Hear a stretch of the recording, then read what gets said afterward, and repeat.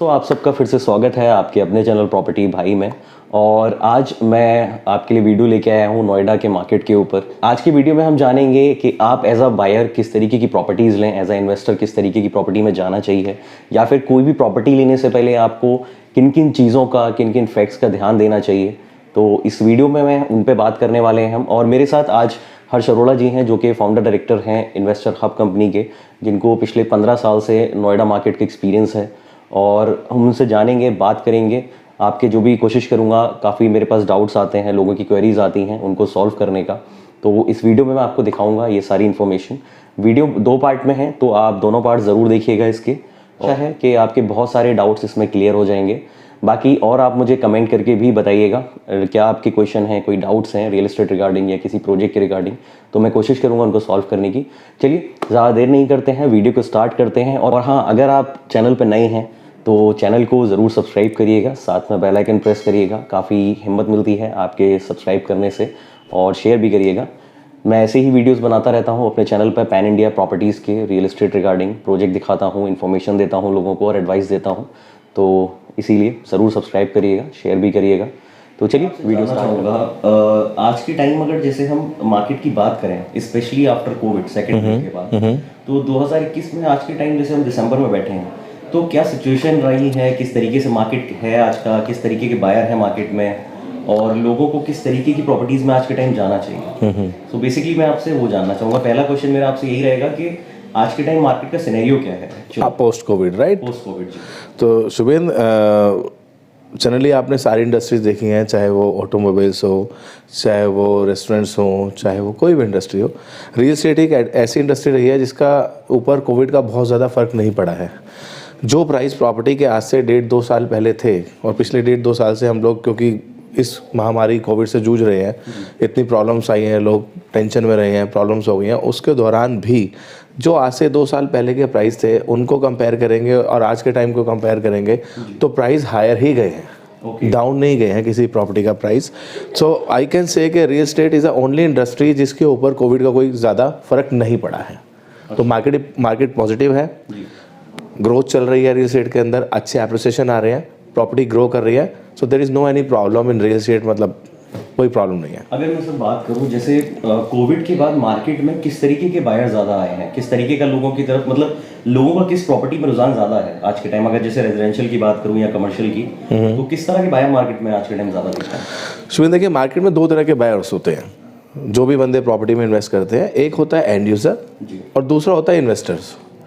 तो दोनों की रिक्वायरमेंट अलग रहती हैं। जो एंड यूज़र होगा उसको खुद के रहने के लिए मकान या खुद की खोलने के लिए दुकान चाहिए, और जो इन्वेस्टर होगा उसे चाहिए कि मेरे को एक ऐसी प्रॉपर्टी मिल जाए, आज मैं एंट्री मारता हूँ किसी प्राइस पर और आफ्टर फ्यू ईयर उसके अंदर एक बेटर एप्रिसिएशन लेकर के या तो मैं बाहर हो जाऊँ या मेरी एक रेगुलर इनकम स्टार्ट हो जाए। इट मीन्स उसको ROI चाहिए अपने इन्वेस्टमेंट के अंदर।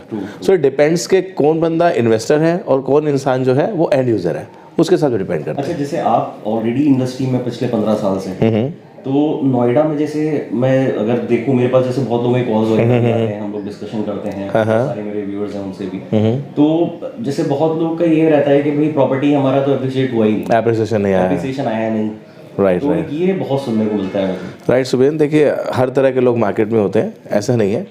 सो अगर मैं बात करूं कि रियल एस्टेट में एप्रिसिएशन नहीं है, so I can say real estate ही एक ऐसी इंडस्ट्री है जिसमें गारंटीड एप्रिसिएशन है, जिसमें आपको वेट करना पड़ेगा। ऑब्वियसली ऐसा it's not a short time game, right? अगर आप इन्वेस्टमेंट करते हैं तो इन्वेस्टमेंट का मतलब ही होता है आपको थोड़ा वेट करना पड़ता है। ये बिल्कुल सही बात है दोस्तों। एक्चुअल में क्या है, रियल एस्टेट में ना बहुत जल्दी एप्रिसिएशन नहीं होता है, ये फैक्ट बात है। आपको थोड़ा समय देना पड़ता है किसी प्रॉपर्टी को बाय करने के बाद, तो ये बिल्कुल फैक्ट चीज़ है राइट। दूसरा, अगर मैं बात करूं कि आपने काफ़ी सारे ऐसे लोग सुने होंगे कि हमने प्रॉपर्टी में पैसा लगाया, हमारी प्रॉपर्टी में पैसा नहीं बढ़ा, राइट? इतने की प्रॉपर्टी ली थी, आज वो उतने की भी नहीं है, हम पैसे फंसे पड़े हैं, ये सारी चीज़ें, राइट?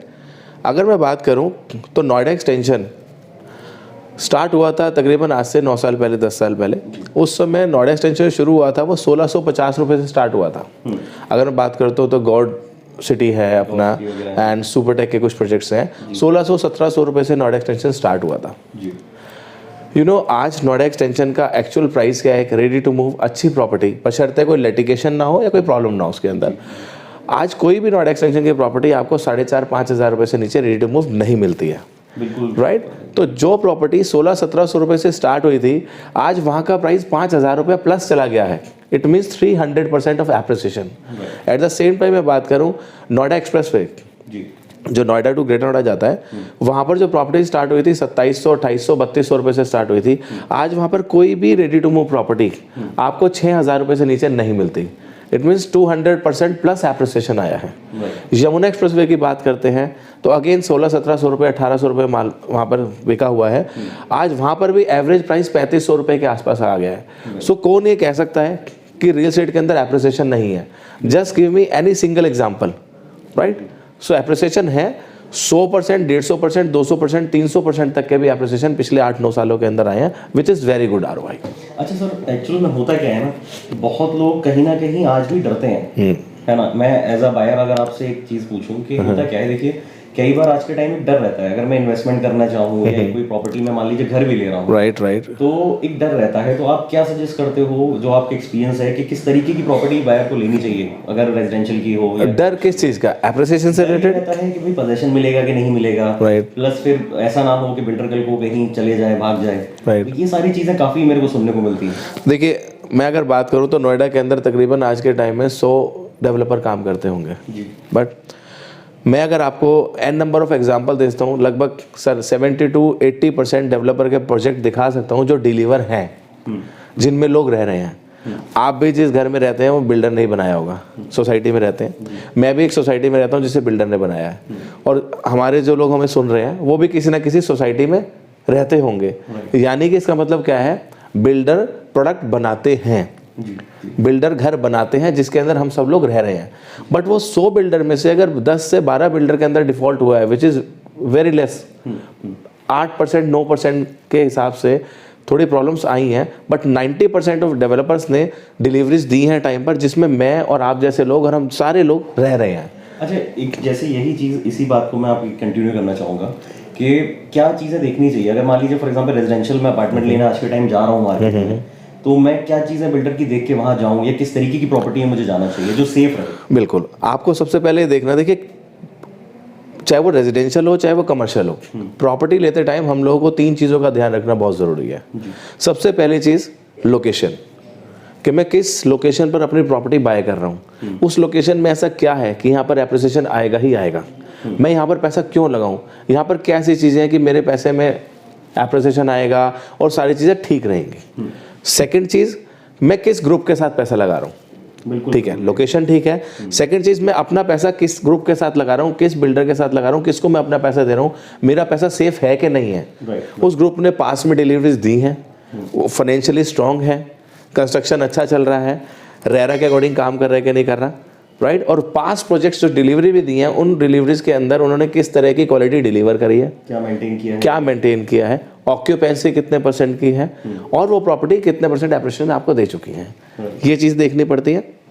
तीसरी चीज़ हमें ध्यान रखनी होती है उसकी प्राइसिंग, राइट, कि मैं किस प्राइस पर प्रॉपर्टी परचेज कर रहा हूँ।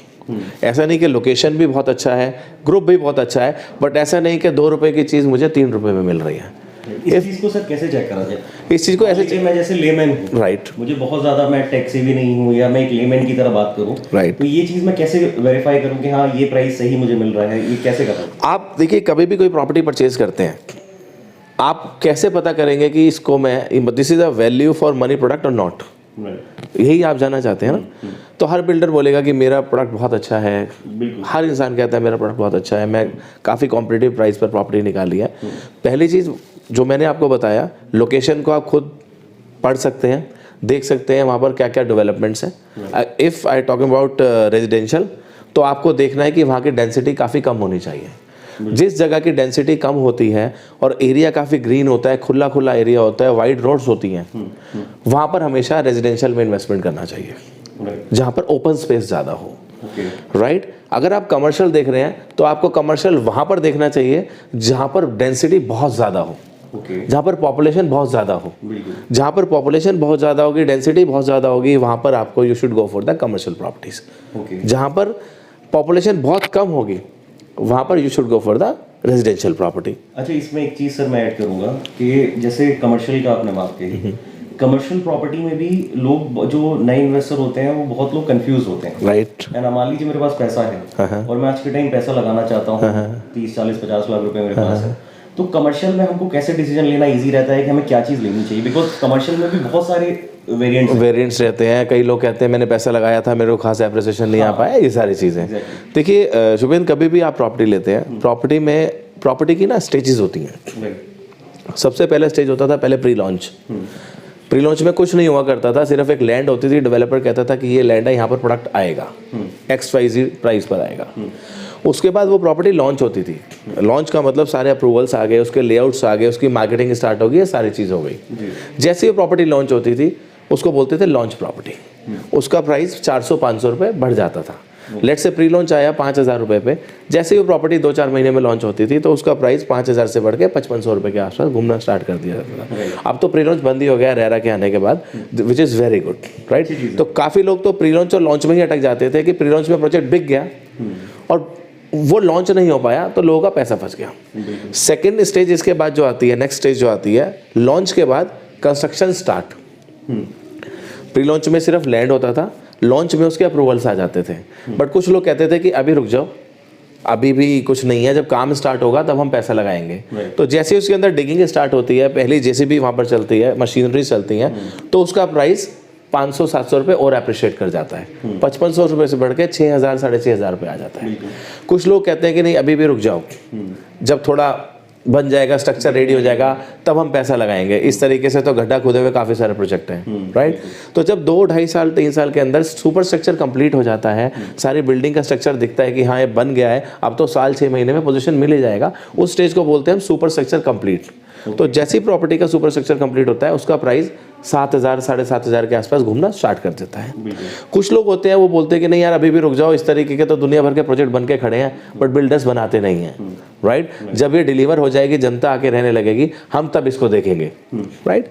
सो जैसे ही उस प्रॉपर्टी की डिलीवरी आती है, पोजीशन मिल जाता है, 10% लोग उसके अंदर आना स्टार्ट कर देते हैं, तो उस प्रॉपर्टी का price 8,000, 8,500, 9,000 depending on the amenities और उसकी मेंटेनेंस वगैरह जिस तरीके से होता है, उस प्रॉपर्टी का प्राइस वो घूमना स्टार्ट कर देता है। तो ये स्टेजेस होती हैं, pre launch, launch, construction start, near to position and ready to move. This is a 4 stage 5 stage of property. ये प्रॉपर्टी की लाइफ लाइन है। ये ऐसा नहीं है नोएडा हो गया, दिल्ली, गुड़गांव, दुबई, मुंबई, मतलब everywhere, this is a life line of property. So problem क्या आ जाती है, जो लास्ट स्टेज होता है ready to move, that is for end user. Okay.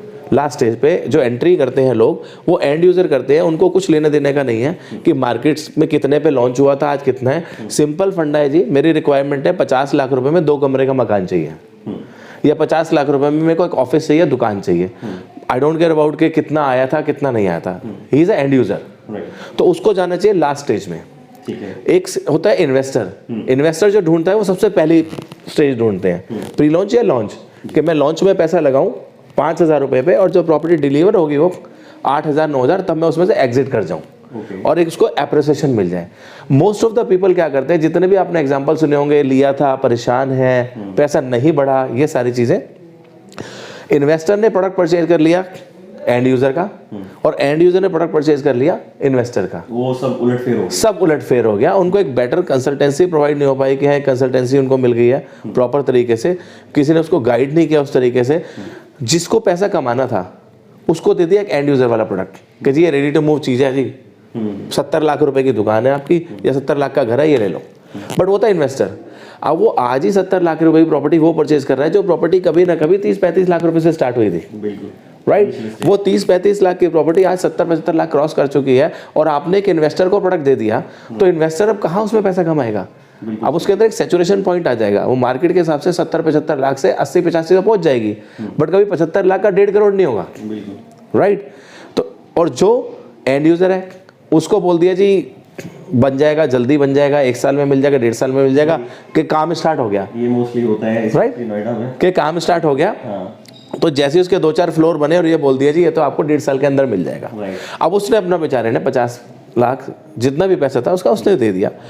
अब वो वेट कर रहा है कि मुझे 12 महीने बाद मेरा घर मिल जाएगा, जबकि आपको भी पता है कि टाइम लगता है प्रॉपर्टी बनने में। उधर से उसको घर नहीं मिल रहा, लेट तो होगा ही होगा। उधर से वो बैंक के लोन का इंटरेस्ट भर रहा है, उधर से जिस मकान में रह रहा है उसका किराया भर रहा है, उधर से उसको बिल्डर वो घर नहीं दे रहा, बिल्डर घर नहीं दे रहा, इंटेंशनली नहीं दे रहा, टाइम तो लगना ही है ना 3-4 साल का, बट आपने प्रोडक्ट ही वो परचेज कर लिया इसमें 3-4 साल लगने थे। तो आपको प्रॉपर्टी परचेज करते टाइम इन सब चीज़ों का प्रॉपर ध्यान रखना है, एक बेटर कंसल्टेशन चाहिए आपको कि मैं कहाँ पैसा लगाऊं, किस तरीके से पैसा लगाऊं। तो इन्वेस्टर को हमेशा इन्वेस्टमेंट की तरफ जाके इनिशियल स्टेज पर एंट्री मारनी है और एंड यूजर को हमेशा लास्ट वाली एंट्री मारनी है। तो ये इस चीज़ का खास ध्यान रखना है आप।